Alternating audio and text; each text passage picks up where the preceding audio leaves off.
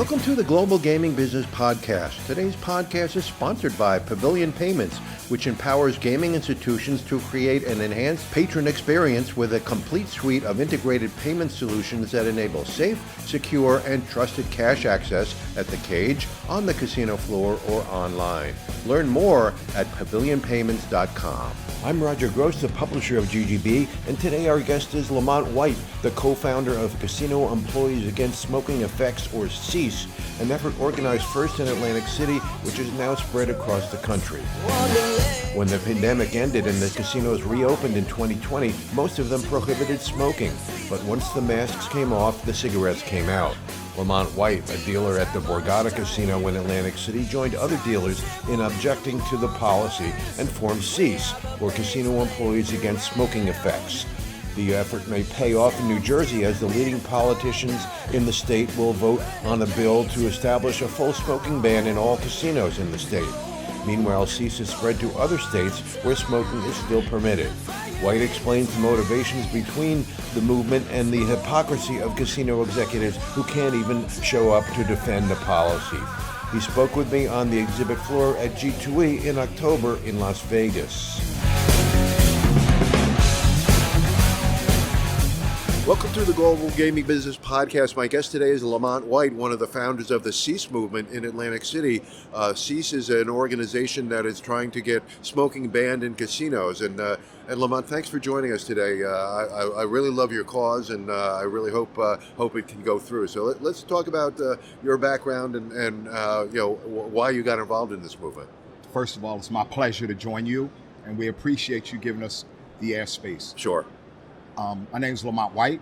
I've been a casino dealer for over 38 years. I started in 1985. Okay. I was born and raised in Atlantic City, and basically accepted the smoke just like everybody else who was part of the job. Right. Once the pandemic hit and we had a year of smoke-free gaming, it was a game changer. Sure. We came back and we heard that they were going to bring smoking back. Right. So I was invited to a smoke-free rally, and when I got there, I was a little disappointed at the turnout, because I know how much dealers hate smoke. Yes. And I thought there would be thousands of people there. Yeah. And one of the young ladies I work with, Nicole, one of the co-founders of CEASE, was the only employee that was speaking. She was on stage, and she gave an impassioned speech that sounded like everything I would say. Yeah. So a couple of days after that, another co-founder, Pete Nacarelli, he sent me a text, apologized that he couldn't make it, and we discussed it. And we said, we think we could at least have a better rally than that. Sure. And we both talked about how great Nicole was in her speech. Right. And we decided to put a rally together. Right. We started a Facebook page. At the time, Nicole and I, neither of us was really on Facebook, and Pete had stopped using his Facebook page. We all brought up a Facebook page, and within a week we had 500 people. Within 2 weeks we had 1,000 people that signed up. And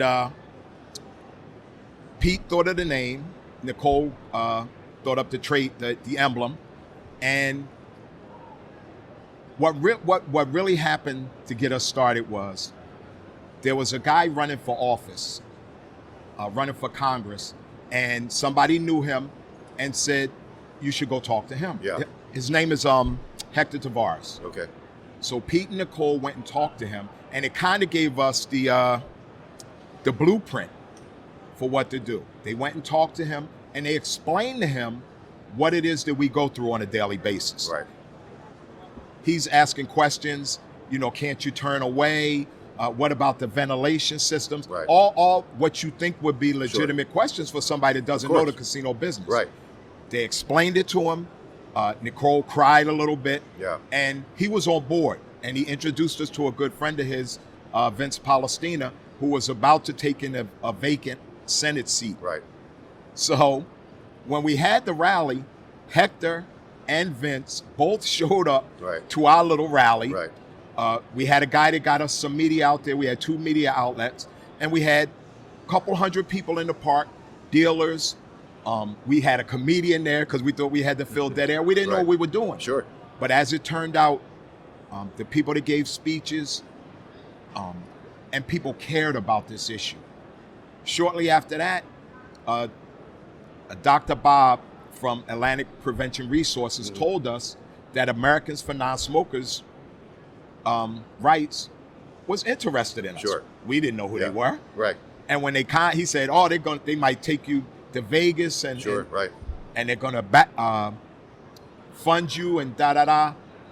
We met with them and they loved us. Sure. Because apparently, you're grassroots. I mean, they had a nice organization, but they didn't really have the grassroots, and you guys did. Exactly. Right. They had. That's what they say. The hardest part is getting somebody to speak out. Sure. And in me and Nicole, we were right from the beginning speaking out. And now Pete wanted to be in the background. He's just as vocal as the rest of us. And I was saying yesterday in another interview that it was pretty organic, the way that the three of us came together. Right. And we supported each other and we kind of fill each other's voids. Sure. You know what I mean? Yeah. And after that first rally, A&R partnered with us. We came to Vegas 2 years ago to the G2E and we did a press conference. Right. Last year we came and we did another press conference, and we're very excited that this year they're having a panel for the first time. Right. They're having a panel on smoke-free casinos. Yes. They were supposed to have one in Atlantic City last year for the Eastern East Coast Gaming Congress, right? And the casino of the New Jersey, the CANJ, Right. was supposed to be represented in that. Right. And when he pulled out, they couldn't find anyone else Right. in the casino industry that would take that point of view. Sure. Well, the same is true here. Even though they're finally paying attention to non-smoking, there's still nobody on that panel that is going to speak for the industry. There's only a guy from Greenwood Racing, the owner of Parks Casino in Pennsylvania, which is already non-smoking. Right. So he's going to kind of Right. back you. But what kind of argument can they give, though? Exactly. You know? That's exactly right, because you can't sit there and say, well, we support making money Right. more than we Exactly. support health Right. and people's lives. Sure. We went to we've had a Senate hearing and an Assembly hearing, discussion only. They haven't had a vote Sure. yet in New Right. Jersey. And at both hearings, the casinos didn't send anybody. Right. Yep. Nobody from any casino came and represented that. Exactly. And I'm pretty sure that the legislators don't appreciate that. Right. The same thing happened in Pennsylvania just a couple of Right. weeks ago. They had a hearing and nobody backed the casino side at that point. So let's. I have a similar background to you. I started as a dealer in Atlantic City at Sears Atlantic City in 1979. I dealt for about 6 or 7 years in Atlantic City, and I hated the smoke. So give us an idea of what it's like being a blackjack dealer behind the table, or any dealer for that matter. And you got the players smoking in front of you. It's hard. It's like torture. Yeah. I mean, your nose, your mouth, Right. your eyes. You're not allowed to turn away. Right. And they're like 3 feet away from you. Yeah. And this is with one cigarette. I've experienced 5 cigarettes at Sure. one time. Absolutely. Yeah. I've experienced 3, 4 cigars at one time. That's the It's worst. really inhumane. Yeah. It really is. Yeah, and then if you beat them at a hand in blackjack, they might blow smoke Yes, in your face on purpose that happens. because they're mad that they lost their bet, and it's always your fault, right? Sure, and they know that irritation. They'll Right. blow the smoke right at you. Sure, right. So and of course the health consequences are terrible. I mean, I know I've read a lot of information that you guys have put out on people who have had these serious health problems because of the smoke. Yeah, I had no idea. Nicole is more of a people person. Yeah. And when she started telling us about all of the women with breast cancer, Right. and all of the other different kinds of cancers, we were shocked. Yeah. At the Senate hearing, I'm 61 years old. Yeah. Okay. And at the Senate hearing, one of the points that I made was, when I was 35 years old and people that were 45 and 50 years old were dying in the industry, it wasn't a big deal, because when you're 35 years old, 50 years old. Sure. But when you're 61 Right. and you see people 45 and 50 years old dying, Right. you know that that's not natural. Exactly. Right. You know that that's not a coincidence that people that work in this industry get sick and die at a younger age. Right. Yeah. Yeah. It's a terrible situation, and the hypocrisy of the casino industry, where they always like to say, oh, we really care about our employees, we care about our visitors, our guests, and then, oh, but go ahead and smoke, and the second hand smoke, yeah, we're not concerned about that. But and as well as in Atlantic City, the Local 54, the union there, actually backs the smoking in the casino, even though their employees are impacted by it. Yeah. I don't understand that at all either. They're kind of much holding on to the old data, Right. about jobs being lost, and we know now that since the pandemic, that's no longer the story. For sure, yeah. That's no longer the story. They're holding on to old ideas, and the new ideas are people are younger. Right. People don't want to work in casinos, Right. because a 30-year-old kid now has never been in a smoking restaurant, Exactly, never right. been in a smoking True. bar, never been on a smoking plane. Right. It's a whole new world to Right. them.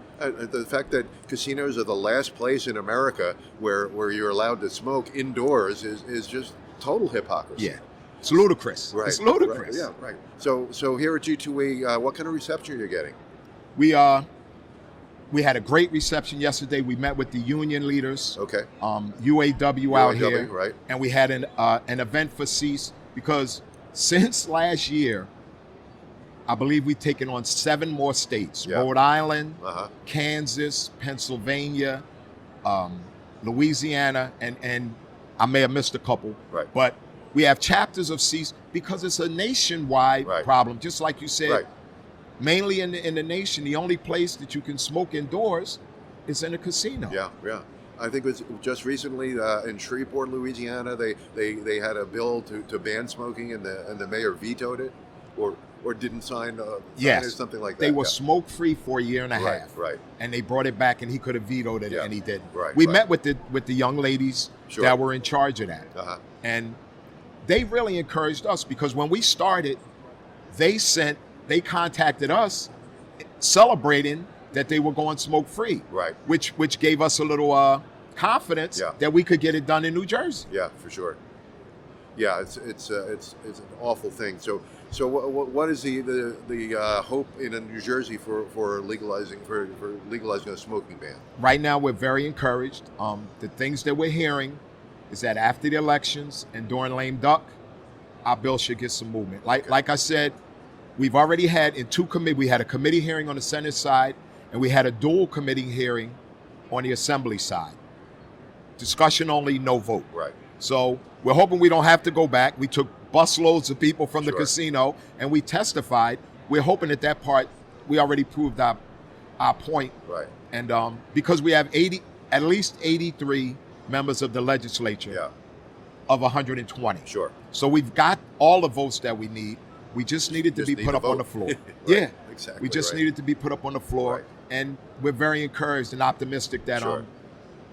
Well, we know that there's an election coming up in November in New Jersey where every member of the Senate and the Assembly are up for re-election. So hopefully, after that's done, they'll see their way through to doing the right thing. Yes, Right. yes. And contrary to popular belief, politicians do have a heart, because when we've sat down and, like I said, explained Sure. our plight, because most of them have no idea what we go through on a daily basis. Right. A lot of them never been in a casino. Do you still smoke? You would talk Right. to them and they ask the questions. They're still smoking. You're allowed to smoke Right. indoors. Like, it's even crazy to some of them. It is, yeah. But when we explain it to them, they sign on as like I said, Co-sponsors, right? 80 out of 120 are co-sponsors on our bill. Right. So, they are with us, and I'm very grateful that. Sure. And it's a bipartisan issue. Yep. It's across the aisle. There's people in both parties that Right. are So very supportive. We've got the election coming up, obviously. So hopefully that will happen. So you and the fellow members of CEAS, you're still working in the casino industry as dealers and other Yes. employees. What kind of are you getting any retribution from your employers? Not at all. No. The fact that from the beginning, we knew even before A&R, Right. because we learned a lot since Right, we've sure. been doing this. But one of the things we knew from the very beginning was that this was not a casino issue. Right. That this is a state issue. Right. That our casino wouldn't go non-smoking with 10 others that were still Yeah. smoking. So we knew that we're not going to disparage our workplace. Right. So we never have. Sure. Right. We went straight to the state to try to get the law changed. Right. And a lot of people support us. Yeah. A lot of people in that can't outwardly support us do support us because some of them work on the casino floor. So are you hoping that New Jersey and Pennsylvania will go at the same time, because they're the last two states on the entire East Coast that allow smoking in casinos, and the argument always is if we ban smoking, they'll go somewhere else. Well, if that happens simultaneously, they have nowhere else to go, and they'll come to the casino. That would be great. It's funny that you bring that up too, because I've had politicians say that. Right. That maybe Pennsylvania and New Jersey can go at the same time. Right. And as naive as I am with the political forum, I know that it doesn't work like that. Sure. Like, politicians from Pennsylvania are not going to link up with politicians from New Jersey and say, okay, let's make this go. Right. But if it were to go at the same time, Yeah. that would be great. But I believe whoever goes first, the other one will follow. the other one is going to follow. Right. Well, Lamont, thanks for joining us. I really have a real appreciation of what you're doing. I really respect what you and the members of CEAS are doing, and speaking out against this kind of inequity. And thanks for joining us. And we're going to support you at Global Gaming Business throughout this effort. Thank you. Thank you very much. I know you'll never forget. Smoke on wild time. Hope you enjoyed today's GGB podcast, sponsored by Pavilion Payments. Learn more about the full suite of gaming solutions available at pavilionpayments.com. To learn more about the topics discussed today and all the important issues in gaming, check out Global Gaming Business Magazine. For a free virtual copy of the magazine, subscribe at ggbmagazine.com. To stay current with the weekly news of the gaming industry, subscribe to ggbnews.com. Use the coupon code GGB180 for a free subscription. And don't miss a single episode of the GGB Podcast. Subscribe on Amazon, Spotify, or Apple Podcasts today. And we'll see you next time on the GGB Podcast.